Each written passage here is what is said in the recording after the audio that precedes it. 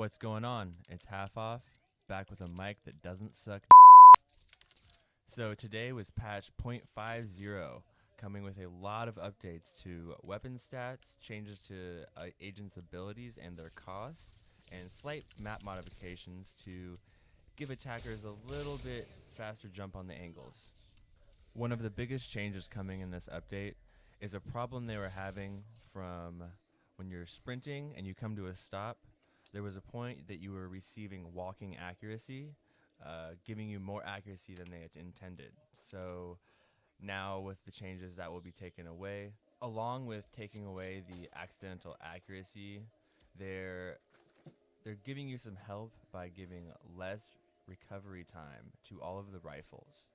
So after you let off the trigger, it will be faster for your crosshair to come back into accurate, which I think will work really well hand in hand with the previous update that I just spoke of. And not being able to have the accuracy while moving, but then giving you faster recovery time is really gonna help with the mobility. If it wasn't clear before, they really want you to be accurate with your shots with taps and bursts. So along with the blanket update to all the rifles, giving you a better recovery time, specifically the Vandal will have a 15% reduced recoil on horizontal. Overall, these weapon updates are going to reward people that are not running and shooting and really hitting those one taps or bursts and transferring quickly to the next target, giving you more accuracy when trying to fight more than one enemy.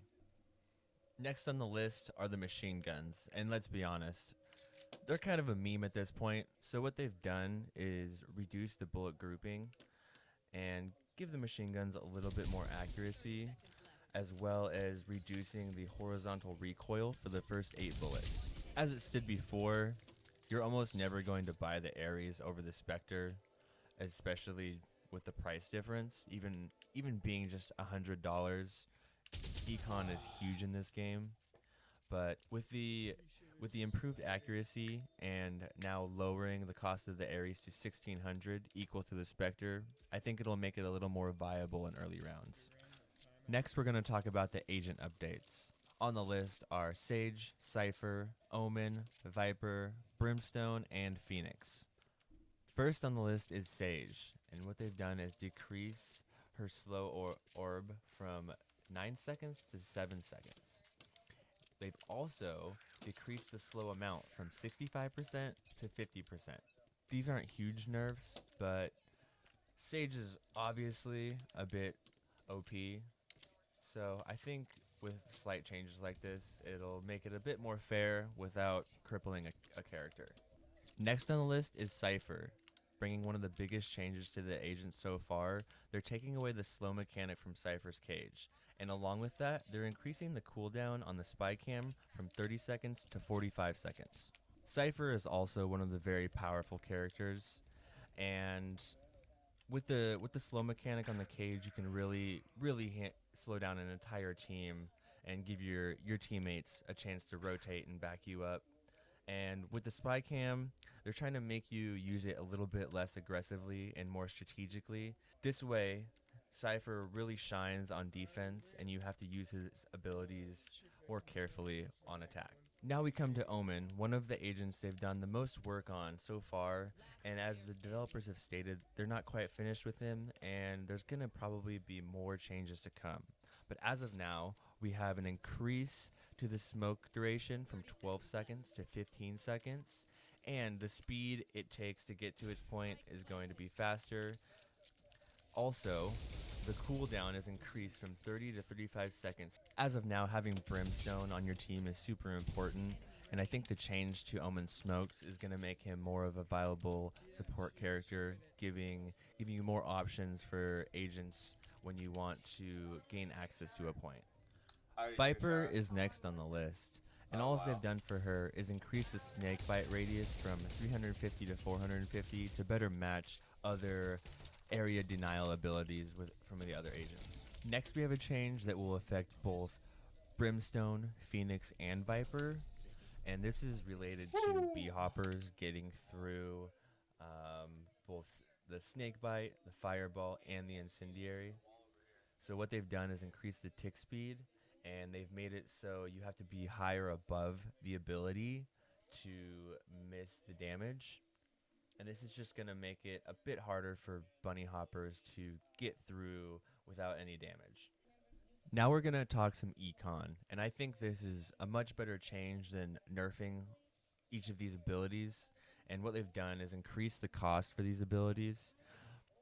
So for Sage's Barrier Orb, it's increased from 300 to 400 credits. Raise's Blast Pack increased from 100 to 200 credits. The Phoenix Curveball increased from 100 to 200 credits. Brimstone's Incendiary increased from 200 to 300 credits. And Jett's Updraft reduced from 200 to 100 credits. Another change to Econ is the maximum amount of credits that you can have. This is going to help out with teams that are on the lead and give the losing team a little bit better chance to come back. So they've reduced the maximum from 12,000 to 9,000.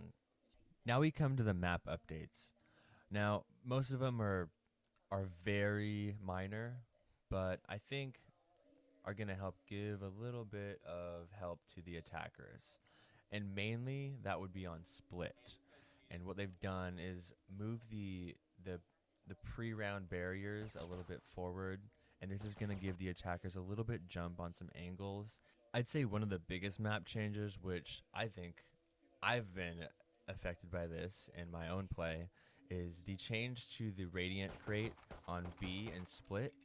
It's now made of metal instead of wood to give the planter a little bit more cover. Another change which I've expected coming is the kind of the cheats for Cypher's camera in each of the maps. There's obviously some spots that it wasn't meant to be and give way too much of an advantage. So we might as well practice on places that make sense and stop trying to cheat it, because they're clearly on top of it at this point and are going to be updating and nerfing that stuff. Now, there are a lot more updates in this patch than I've spoke about, but I've touched on the subjects that I think are the most important. But there's some minor changes to quality of life and bug fixes you can go ahead and check out in the patch notes when you have the time. But I hope I've saved you some time reading and you've enjoyed this video. If you liked it, like it, maybe give me a subscribe, and I'll see you next time.